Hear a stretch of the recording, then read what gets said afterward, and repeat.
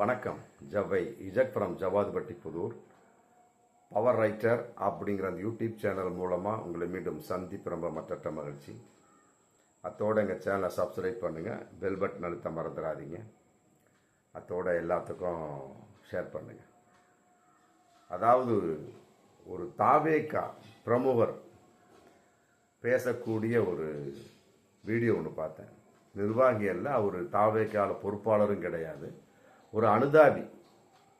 எதன் அடிப்படை அப்படிங்கிறது தெரியல.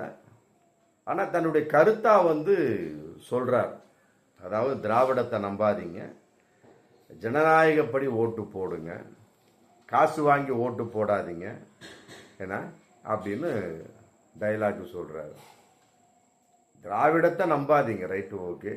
திராவிடத்தை நம்ப முடியாத அளவுக்கு இன்றைய திராவிட மாடல் ஆட்சின்னு சொல்லக்கூடிய திமுக என்ன செய்து விட்டது? தமிழக மக்களுக்கு எதிராக, தமிழ்நாட்டிற்கு எதிராக, தமிழ் இனத்துக்கு எதிராக என்ன செய்து விட்டது? எல்லாம் ஆதரவாக தான் செஞ்சுட்டு இருக்கிறாங்க. மனசாட்சியை தொட்டு சொல்ல வேண்டிய ஒரு விஷயம். மனசாட்சியில் கை வைத்து சொல்லணும். பாஜகவுக்கு எதிராக இருந்தாலே போதும், அது தமிழ் இனத்துக்கு ஆதரவு தான். ஒரே வார்த்தை, முடிஞ்சு போச்சு. இன்னைக்கு அப்படித்தான் நடந்துட்டு இருக்காங்க.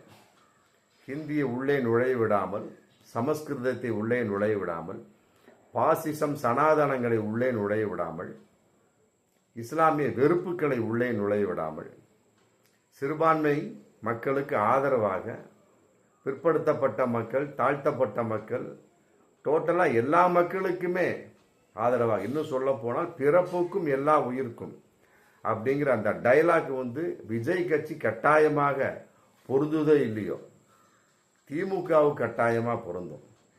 அதை அவங்க எல்லாருக்கும் எல்லாம் அப்படின்னு மாற்றிக்கிட்டாங்க. அப்படி இருக்கக்கூடிய சமயத்தில் திராவிடத்துக்கு ஆப்போசிட்டாக அவங்க ஒன்றும் செய்யலை, தமிழகத்துக்கு ஆப்போசிட்டாக ஒன்றும் செய்யலை, தமிழ்நாட்டுக்கு ஆப்போசிட்டாக ஒன்றும் செய்யலை. ஆனால் அந்த தாவேக்கு அப்புறம் பேசுகிறாரு. ஆமாம், பேசுகிறாரு. மற்றபடி காசு வாங்கி ஓட்டு போடாதீங்க அப்படிங்கிறாரு. காசு வாங்கி ஓட்டு போடாதீங்க. இப்போ கரூரில் 41 பேர் இறந்தாங்க. 10 லட்ச ரூபா கவர்மெண்ட், அதுக்கு அது நம்ம மக்கள் காசு.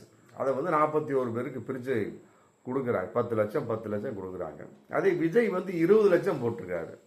39 பேர்த்துக்கு போட்டிருக்காரு. 2 பேர் பஞ்சாயத்து, 39 பேர்த்துக்கு போட்டிருக்காரு. அப்போ அது மட்டும் காசு வாங்கியதாக ஏதோ ஒருதலை பட்சமாக பார்க்கக்கூடிய சூழல் வரக்கூடிய சமயத்தில் அது ஒரு வகையான காசு வாங்கியதாக அர்த்தமாகி விடாதா? இல்லைங்க, நாங்கள் உங்கள் மேல் அபிமானமாக வைத்திருக்கின்றோம், எங்களுக்கு காசு வேண்டாம். அந்த 41 பேர் எத்தனை பேர் சொன்னாங்க? சொல்லலையே. பரிதாபமாக அனுதாபத்தோடு கொடுத்தார், நல்ல விஷயம்தான். அதில் எத்தனை பேர் தாவேகா மீது அன்பு செலுத்தியவராக, விஜய்க்கு ஆதரவாக, எங்களுக்கு காசு வேணாங்க, உங்களுடைய கட்சி தான் எங்களுக்கு முக்கியம், உங்களுடைய ஒரு கொள்கை தான் எங்களுக்கு முக்கியம், நீங்கள் தவறு செய்யவில்லை. ஏன்னா திமுக தவறு செய்தது, காவல்துறை தவறு செய்தது, செந்தில் பாலாஜி தவறு செய்தார், நீங்கள் தவறே செய்தவில்லை. ஆமாம், எதுக்கு எங்களுக்கு 20 லட்ச ரூபா? ஒரு ஆள் சொன்னாங்களா? சொல்லலையே, யாருமே சொல்லி. அப்புறம் அந்த வீடியோவில் பேசுகிறாரு என்ன, அதாவது ஜனநாயக முறையில் ஓட்டு போடுங்க, அரசியல்வாதி அப்போ தான் தட்டி கேட்க முடியும் அப்படின்னு. ஜனநாயக முறையில் ஓட்டு போடும், ரைட்டு, ஓகே. ஜனநாயக முறை தமிழகத்தில் ஓட்டு நடந்துகிட்டு இருக்கு.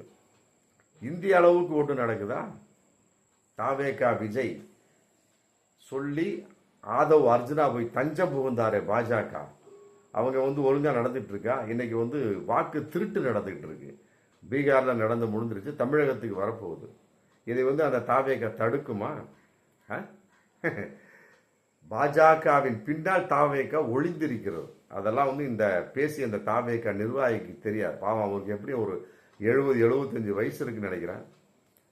எதமோ அந்த அபிமானமாக பேசுகிறாரா, சினிமா பார்த்து பேசுகிறாரா தெரியல. என்ன கொள்கை இருக்கு அப்படிங்கிற அடிப்படையில் பேச கிடையாது. அவரா பேசுறாரு, ஜனநாயக முறையில் ஓட்டு போடுங்க, அரசியல்வாதி அப்பதான் தட்டி கேட்க முடியும். பாஜகவை முதல்ல தட்டி கேட்க உங்களால் முடியுமா? தாவேகாவை பார்த்து நான் ரொம்ப கம்பீரமாகவே கேட்கிறேன். பாஜகவை பார்த்து இன்றைய நிலைமையில் தட்டி கேட்க முடியுமா? அதிமுகவை தட்டி இந்த இப்போ கூட வந்திருக்கு. பாலம் சம்பந்தப்பட்ட வகையில் ஏதோ 20 கோடி ஊழல் செய்ததாக இன்னைக்கு அறிக்கை வந்திருக்கு, ஒரு தகவல் வந்திருக்கு. அதை வந்து தாவேக தட்டி கேட்குமா எடப்பாடியை நோக்கி? நல்லா யோசிக்கணும். அவர் பாவம் யோசிக்காம பேசுகிறார், வயசான நபர் யோசிக்காம பேசுகிறாரு. அப்புறம் 1000 பேர் 500 பேர் மொத்தமாக போனோம்னா போலீஸ்காரங்களால கைது செய்ய மாட்டாங்க. அப்படி எதுக்கு சொன்னார் அப்படிங்கிறது தெரியல. எதாக இருந்தாலுமே சரி, 1000 பேர் 500 பேர் கூடக்கூடிய அளவுக்கு இங்கே ஒற்றுமை இருக்கிறதா? பலர் பலவிதமான கட்சியினரை பிரிந்து கிடக்கிறோம்.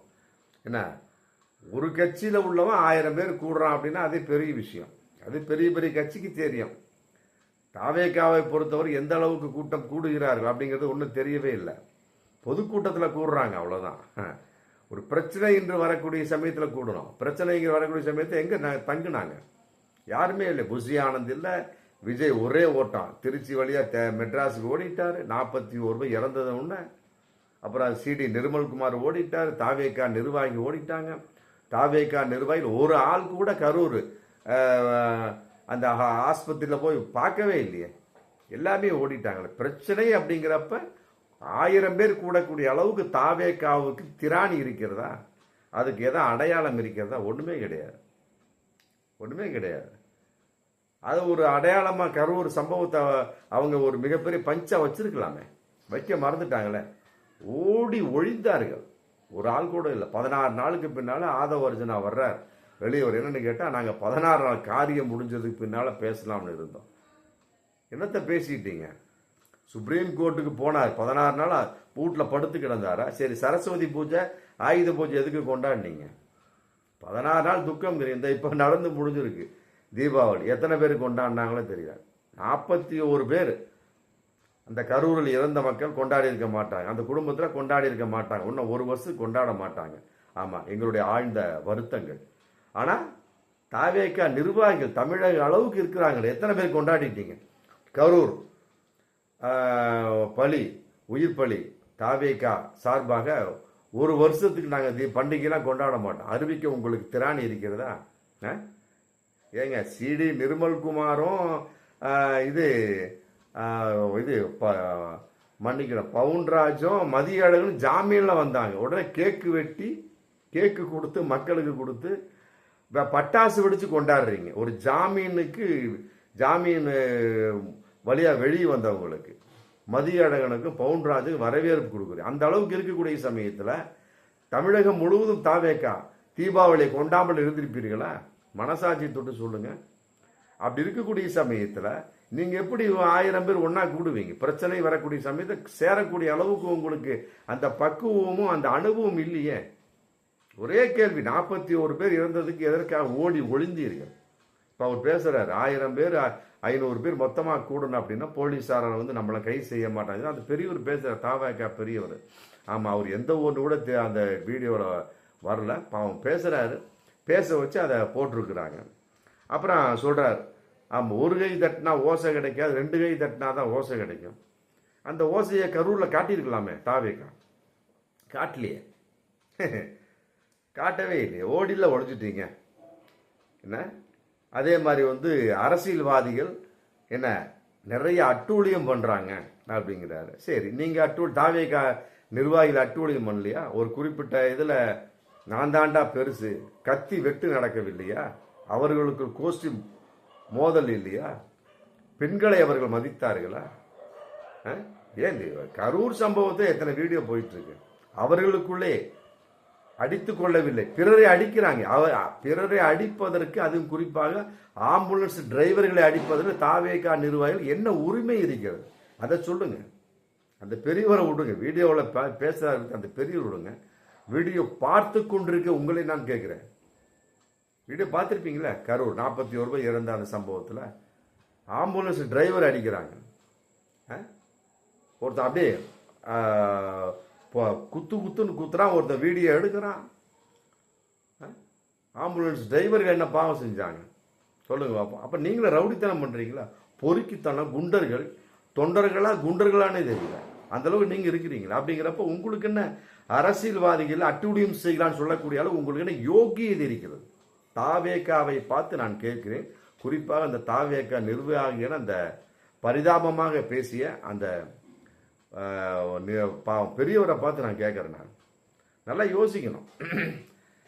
இவர்கள் எந்த அளவுக்கு இருக்கிறார்கள் அப்படிங்கிறதுக்கு எந்த ஆதாரமும் கிடையாது. ஆனால் இவர்கள் பிறரை குறை சொல்கிறார்கள். ஆமாம். அப்புறம் சொல்றார் அந்த பெரியவர், காசுக்கு ஆசைப்படாதவனா, நல்லவனா, கெல்லவனா, கெட்டவனான்னு பார்த்து ஓட்டு போடுங்க. என்ன, மற்றபடி சாதி மதத்தெல்லாம் பார்க்காம ஓட்டு போடுங்க. இலவசத்துக்கு ஆசைப்படாமல் ஓட்டு போடுங்க. என்ன, ஜனநாயக முறையில் ஓட்டு போடுங்க. தலை சிறந்த மாற்றத்தை ஏற்படுத்துங்க. இதெல்லாம் ஒரு பொத்தாம் பொதுவான விஷயம்தான், ஒரு நல்ல ஒரு விஷயம்தான், பட் நார்மலான விஷயம்தான். இது இந்த இப்போது இருக்கக்கூடிய அரசாங்கத்தில் திமுக அரசா நடக்குது என்றால் உண்மையில வருத்தத்துக்குரிய விஷயம், கண்டனத்துக்கு ஒரு விஷயம்தான். பட் நீங்கள் வந்தால் இதை உங்களால் கொண்டு வர முடியுமா? இப்பவே அட்டகாசம், ஆணவம், ஓடி ஒழியக்கூடிய ஒரு கோழைத்தனமான விஷயம் நடந்துக்கிட்டு தான் இருக்கு. அப்படி இருக்கக்கூடிய சமயத்தில் தாவேகாவை பொறுத்தவரைக்கும் நீங்க எப்படி கொண்டு வரீங்க? ஜனநாயக முறையை கொண்டு வரீங்க? ஒண்ணுமே இல்லையே. ஒரு தலைவன் சொல்றான கட்டுப்படக்கூடிய அளவுக்கு உங்கள்கிட்ட தாவேகா தொண்டர்கள்ட்ட இல்லையே. இந்த அன்னைக்கு பாருங்க, அஜித் வீடியோ விட்டுருக்கிறார், ஏதோ ஒரு இது பேசிட்டு இருக்கிறாரு. உடனே அஜித்தை நோக்கி ரசிகர்கள் கோஷம் போட்டிருக்கிறாங்க, விசில் அடிச்சிருக்காங்க. உடனே அப்படின்னு இருக்காரு. அப்படியே ஸ்டாப் ஆயிடுச்சு. அவன் தலைவன். விஜய் அப்படி இல்லையே. அவரு சொல்றாரு, எத்தனை பேர் சொல்லி வீடியோ காலோட பேசி, ஏமா நான் தான் வேணான்னு எதுக்குமா வந்தீங்க, ரொம்ப கஷ்டமா இருக்குமா, மனசு வருத்தமா சொல்றார். தலைவன் சொல்லை கேட்கக்கூடிய அளவுக்கு தொண்டர்களாகி நீங்க இருக்கிறீங்களா? இல்லையா? அப்படிங்கிறப்ப மாற்றம் எதுக்காக வரணும்? ஆளும் திமுகவில் ஏதாவது குறைகள் இருக்கிறதா? மாற்றம் வரக்கூடிய குறைகள் இருக்கிறதா? இல்லையே. கல்வியை வளர்க்குறாங்களே, காமராஜரை போன்ற கல்வியை வளர்க்குறாங்க. இரண்டாவது காமராஜர் யாரு? மு.க. ஸ்டாலின் சொல்லலாம். ஏகப்பட்டதை, நான் முதல்வன் திட்டம், அந்த திட்டம், காலை உணவு திட்டம், ஏகப்பட்ட திட்டம், கல்வியை தூக்கி நிறுத்துறாங்க. பெரிய விஷயம் இது. ஒன்னே போதும். கல்வி எந்த மாநிலம் தூக்கி நிறுத்துகிறோம் அந்த இடத்துல எங்கேயுமே குற்றக்குறைகள் இருக்க நல்லா இருக்கும், எல்லாமே ஃபர்ஸ்ட் கிளாஸா இருக்கும். அப்படி இருக்கிற மாற்றம் எதற்காக வர வேண்டும்? அதை அந்த பெரியவர் சொல்லவே இல்லை. என்ன, தாவேக்காமல் எத்தனையோ குறைகள் இருக்கு, பாவம் அவருக்கு தெரியாதா என்னன்னு தெரியல. மற்றபடி அவர் பேசுறாரு. அதே மாதிரி அவர் திரும்ப சொல்ல, நான் இவனுக்கு ஓட்டு போடுங்க அவனுக்கு ஓட்டு போட நான் சொல்லல. என்ன, திராவிடம், அதிலும் குறிப்பாக திராவிட மாடலை ஒழிக்க வழிபாருங்க அப்படிங்கிறார். நல்லா புரிஞ்சுக்க இந்த இடத்துல. அந்த பெரியவர் என்ன பேசுறாருன்னே தெரியாம அவர் பேசுறாரு. அதாவது இவர்களுக்கு ஓட்டு போடுங்க அவர்களுக்கு ஓட்டு போடுங்க நான் சொல்லல. மாறா திராவிட மாடலை ஒழிக்கிறதுக்கு வரி பாருங்க. இந்த இடத்துல திராவிட மாடல் நீங்க எதுக்கு அந்த பெரிய இதே சொல்றாரு? எதுக்கு சொல்லணும்? தாவேகா நிர்வாகி தான். மற்றவன் நான் கேட்கிறேன், திராவிடத்தை ஒழிக்கணும்னு சொல்லுங்க, அது உங்களுக்கு கொள்கையாவே இருக்கட்டும், விட்டுருங்க. இன்னைக்கு வரைக்கும் கொள்கை என்னன்னே தெரியல தாவேகாவுக்கு, அது அப்புறம் பேசிக்கலாம். ஒரு பேச்சுக்கு சொல்றேன், கொள்கையா இருக்கட்டும். திராவிட மாடலை எதுக்காக ஒழிக்க? அப்ப திராவிட மாடல்னு சொல்லிக்கிட்டு யாரு? திமுக. உங்க வாயில வந்துருச்சா? இவங்களுக்கு ஓட்டு போடாதீங்க அவங்களுக்கு ஓட்டு போடாதீங்கன்னு சொல்ற மாதிரி சொல்லிட்டு திராவிட மாடலை ஒழிக்க வழிபாருங்கன்னா அப்புறம் எதுக்கு நீங்க திமுகவை தான் ஒழிக்க சொல்றீங்க? அப்ப நீங்க சொல்றது மறைமுகமா திமுகவை தானே சொல்றீங்க. அப்படிங்கிறப்ப எதுக்கு நீங்க பெருமையா பேசுறீங்க? நாங்க இவங்களுக்கு ஓட்டு போடாதீங்க அவங்களுக்கு ஓட்டு சொல்லவே சொல்றீங்க. என்ன பேசுறான்னு அந்த பெரியவர் தெரியல. அதே மாதிரிதான் என்ன, மற்றபடி பேசி முடிச்சுட்டு தன்னுடைய வீடியோ முடிச்சுக்கிறாரு. ஒரு 3 நிமிஷம் வீடியோ தான் இருந்தாலும் இந்த அளவுக்கு பேச்சுக்கள் இருந்தாலுமே பல குறைகளை சொல்றாரு. ஆனால் தாவேகாவில் உள்ள நிறைகள் அவர் சொல்லவில்லை. தாவேகாவில் என்ன கொள்கை? சரிப்பா, திமுக ஒழிச்சாச்சுப்பா, தாவேகா வந்துருச்சுப்பா, ஆச்சு. உங்களால் என்ன பண்ண முடியும்? கொள்கை இருக்கா? கட்டுப்பாடு உங்களுக்குள்ள இருக்கிறதா? கரூர்லே கண்ணியம் தவறி விட்டீர்கள். ஏகப்பட்ட கண்ணியம் தவறி விட்டு ஒரு இன்னொரு வீடியோ போகுது, ஒரு பையன் பேசுறான். ஆமா, ஒருத்தருக்கு பத்திரிக்கை நீட்டுறாரு, சொல்றாரு, நசிக்கு சட்னி ஆகிட்டாங்க. ஒரு லேடிஸுக்கு தங்க செயின் அத்துட்டாங்க, கீழே கிடக்குது, மெட்டிலாம் காலுக்கு கிடக்குது, கச நசுக்கிட்டாங்க. 4 பேர் உடைச்சான், என்ன வண்டியை உடைச்சான், அது மேல நீட்டி பார்க்கலாம். இது கண்ணியம் குறைவானது இல்லையா? பெண்களை நீங்கள் பாதுகாப்பாக அந்த கூட்டத்தில் நடத்தினீர்களா? இல்லை, ஏகப்பட்ட பெண்கள் இறந்ததுக்கு நிறைய சாட்சிகள் இருக்கு. அப்ப அந்த பெண்களை என்ன செய்தீர்கள்? அப்படிங்கிற கேள்வி வருதுல்ல. அதெல்லாம் சிசிடிவி கேமராவில் வருமா, இல்லை மறைக்கப்பட்டு விடுமா சிபிஐயால் அப்படிங்கிற மிகப்பெரிய கேள்வி இதில் இருக்கு. இந்த மாதிரி இருக்கக்கூடிய சமயத்தில் பிறரை குறை சொல்றதை பற்றிலாம் ஒன்றும் கிடையாது. உங்கள்கிட்ட என்ன நிறை, உங்கள்கிட்ட என்ன தெம்பு இருக்கு, உங்கள்கிட்ட என்ன அதிகாரம் இருக்கு, உங்களால் நீங்க ஆட்சிக்கு வந்து உங்களால் என்ன செய்ய முடியும், ஒரு வார்த்தை கூட இன்ன வரைக்கும் விஜய் பேசவே இல்லை. அப்படி இருக்கக்கூடிய சமயத்தில் பிற கட்சிகளை குறை சொல்லக்கூடிய அளவு தாவேகாவுக்கு என்ன அருகதை இருக்கிறது அப்படிங்கிறது தான் நாம் கேட்கக்கூடிய கேள்வி. பார்ப்போம் மீண்டும் அடுத்த வீடியோ. நன்றி.